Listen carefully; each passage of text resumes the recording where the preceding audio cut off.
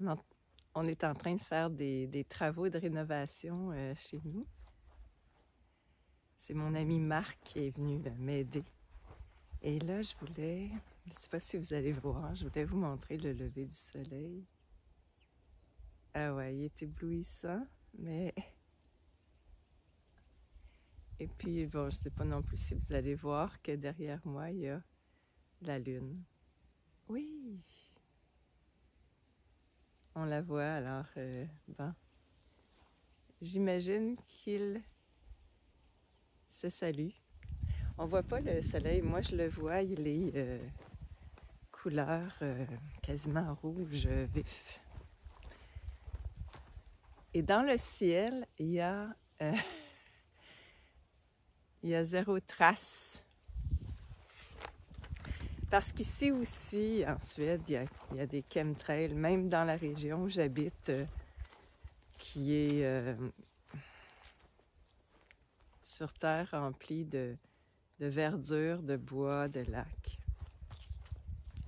Alors ça commence le matin, quand je me réveille, on voit des traces au loin, des traits, puis ça continue dans la journée. Il y a des jours où il n'y en a pas, puis il y a des avions qui n'en ont pas, qui laissent juste une petite trace de condensation, qu'on dit.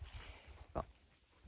Alors, encore une fois, je voulais faire une vidéo sur la liberté de penser.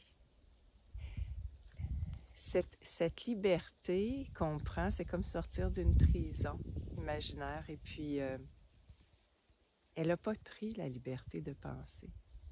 Et je me rendais compte parce que j'ai parlé des réactions que les gens peuvent avoir quand on parle de sujets dont il ne faut pas parler, justement. Un peu comme dans Voldemort et Harry Potter. Quand on en parle, ça crée des réactions. Puis cette réaction m'a intéressée, mais à l'intérieur de nous, il y a aussi des réactions qui sont dues à, bon, en psychologie, on va parler de surmoi. On a un surmoi, un genre de juge intérieur qui fait qu'on peut se sentir très mal à l'aise de penser à certains sujets, certaines choses, et même on peut se sentir coupable. On peut même nier la réalité. On va vouloir nier la réalité.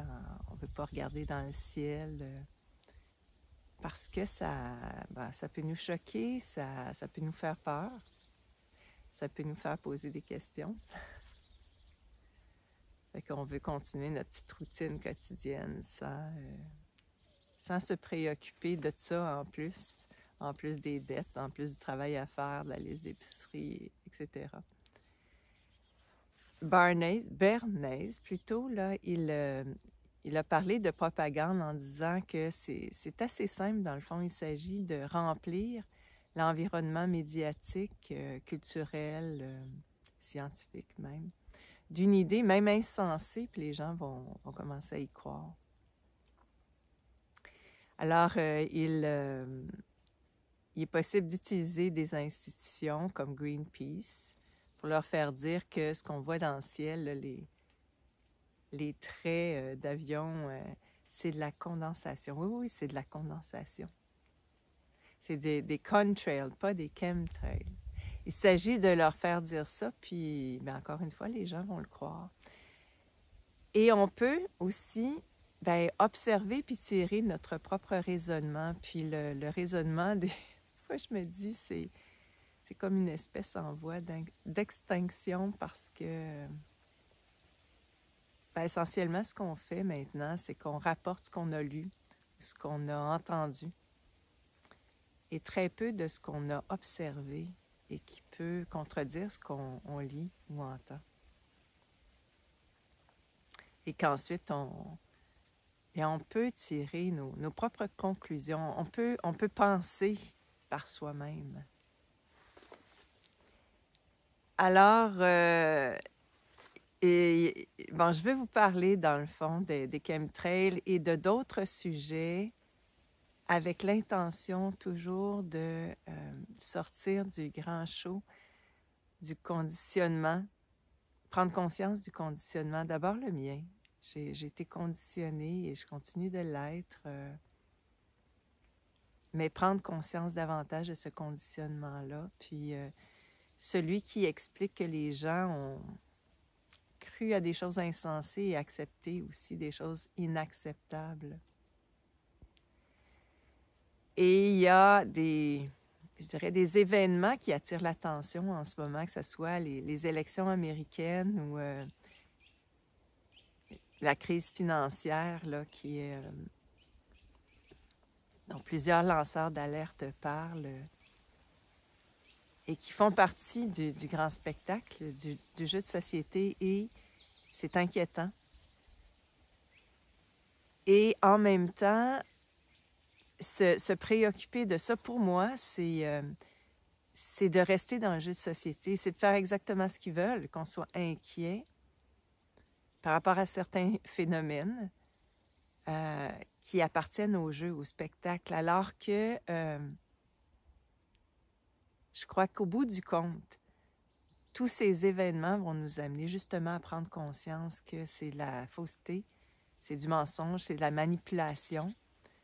Ça nous touche évidemment parce qu'on joue et surtout parce qu'on a acheté l'idée de l'argent qui avait une valeur, plus que la compétence de service, le produit, c'est ça l'important, c'est l'argent. Et à cause de ça, on est manipulé, on est conditionné. Alors, pour moi, c'est se rendre compte d'abord et avant tout du conditionnement. C'est ce que j'essaie de faire dans ces petites vidéos sur l'interdiction de penser. Alors, de mon côté, je l'apprends, cette liberté-là, de vous dire que je ne remets pas en question les chemtrails, c'est-à-dire que je ne me demande pas est-ce que c'est des contrails ou des chemtrails. Je vois la différence. Des fois, je me dis, je suis assez âgée pour me souvenir des ciels d'avant. Le ciel avant, il était bleu et puis il y avait des vrais nuages. Tandis que maintenant, je revois les vrais nuages, mais derrière ces vrais nuages, il y a des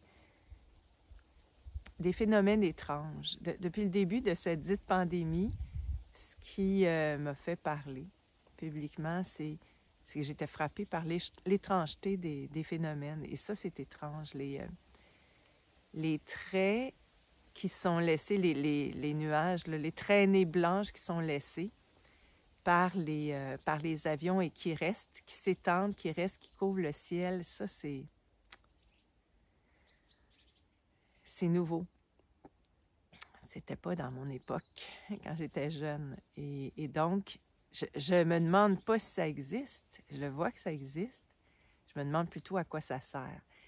Et en réponse à cette question, je ne peux qu'utiliser mon raisonnement parce que je trouve pas dans les explications scientifiques une réponse qui me convient, qui correspond à ma logique. Alors bon, ce qui circule plutôt dans les médias sociaux, c'est de dire que c'est de la pollution, c'est de la poussière qui se retrouve sur nos voitures. Et ici, en Suède, malheureusement, en tout cas, je peux pas confirmer ça parce que j'en ai pas sur la pelouse, sur la maison, sur la voiture, j'ai pas ça. Alors, je peux pas dire. J'ai l'impression que ça reste dans le ciel. Il y a des gens qui vont dire c'est pour nous protéger du changement climatique, du fameux CO2. Puis,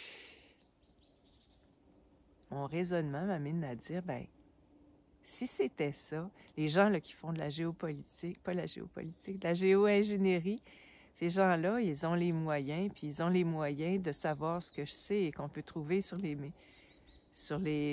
dans la littérature, en fait, là, même scientifique, qui est de parler de ce changement climatique qui est naturel, qui n'est pas dû au CO2, qui est cyclique, il y a des périodes de glaciation, puis des périodes de réchauffement. Alors, l'humain n'est pas responsable de ça, bien que l'humain, on pollue, entre autres à cause de l'hyperproduction dont les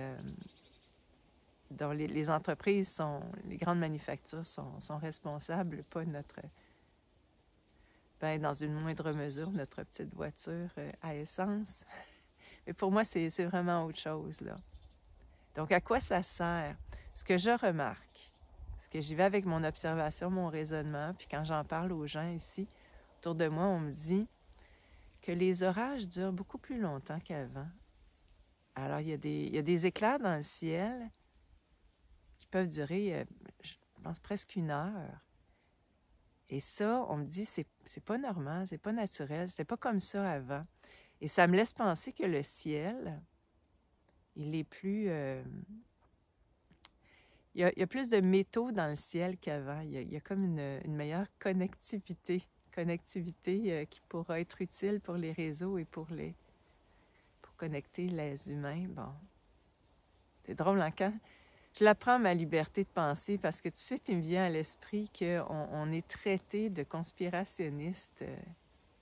Cette inquiétude qu'on peut avoir par rapport aux phénomènes qu'on observe qui sont étranges, elle est transformée en conspiration, puis c'est, vous le savez comme moi, c'est tout le contraire. On s'inquiète de ce qui semble se préparer. Alors oui, ça semble être là pour la connectivité, en lien avec un autre mot qu'on ne peut pas prononcer, comme Voldemort, qui est 5G ou 6G. Et puis finalement, ce qui me vient à l'esprit, qui est en lien avec la vidéo que j'ai faite sur les extraterrestres, encore une fois, je me dis, mais pourquoi parler autant d'extraterrestres? Pourquoi tous ces phénomènes-là? Et l'image qui me vient, c'est, est-ce qu'on voudra, quand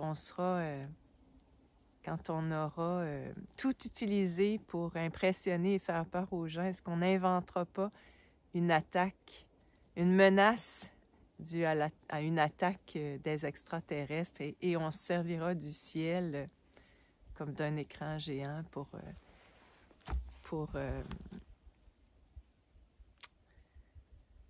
un autre grand spectacle. Il y a eu la dite pandémie qui était un grand spectacle en utilisant un virus invisible. Ben là, est-ce que ce sera de nous montrer des phénomènes dans le ciel qui viseront à nous faire peur? Alors, je me pose ces questions. Ai-je le droit? Pour libérer la parole, pour libérer la pensée de chacun qui a le droit qui a le droit, bien sûr, de parler et de penser. Voilà ce que je voulais raconter. Je voulais partager dans cette vidéo. Maintenant, la prochaine vidéo va porter sur la tournée qui s'en vient au Québec et Nouveau-Brunswick. C'est dans moins de 2 semaines. Je serai au Québec avec un grand plaisir de revoir les gens, de rencontrer pour la première fois d'autres personnes. Et je ne me parlerai pas de cet interdit de penser. Je vais plutôt répondre à la question, ben, maintenant qu'on sait tout ça, qu'est-ce qu'on fait? Qu'est-ce qu'on fait? Comment faire? Et je vais utiliser mes connaissances, mes compétences en psychologie, mes observations pour proposer des choses concrètes, des choses qui amènent aussi à réfléchir. Et je vous parlerai en même temps de la tournée qui viendra plus tard en décembre parce que ça se prépare. Il y a un grand nombre de villes dans lesquelles je serai pour faire une conférence, mais aussi en profiter pour fêter Noël. Je serai entre autres à Gatineau. Et dans le coin de Gatineau aussi, là, je resterai 2 soirs là. Et je serai en Abitibi, à Montréal, dans le coin de Trois-Rivières, dans le coin de Sainte-Adèle probablement et Sainte-Thérèse. Et on fera, comme l'année passée plutôt, là, on fera avec les gens qui participent aux marches pour briser l'isolement, ce grand groupe de gens tellement conscients, éveillés, volontaires. Eh bien, on fêtera Noël ensemble avec une conférence, avec un repas partagé, de la musique. À chaque fois, c'est une occasion de se rassembler et d'être ensemble pour tenir le coup, pour continuer à mieux comprendre ce qui se passe et puis à proposer autre chose. Alors voilà, à bientôt.